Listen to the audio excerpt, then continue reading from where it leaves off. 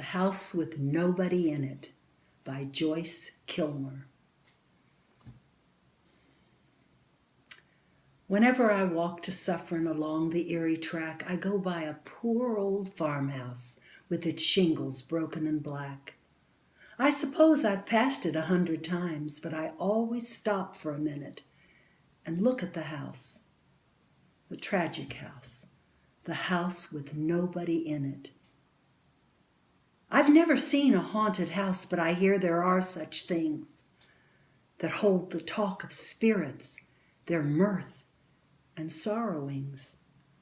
I know this house isn't haunted, but I wish it were, I do, for then it wouldn't be so lonely if it had a ghost or two.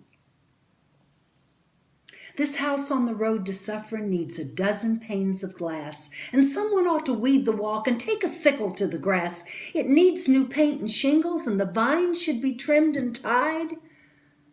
But what it needs most of all is some people living inside. If I had lots of money and all my debts were paid, I'd put a gang of men to work with saw and brush and spade. I'd buy that place and fix it up the way it used to be, and find some people who needed a home and give it to them free.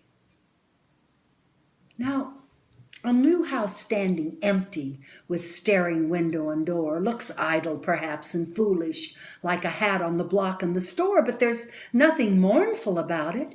It cannot be sad and lone, for the lack of something within it has never known.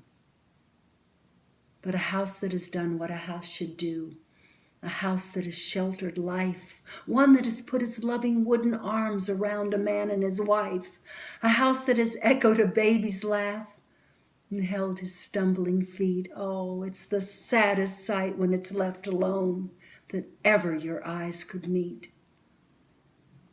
So whenever I walk to Suffern along that Erie track, I never go by the empty house without stopping and looking back.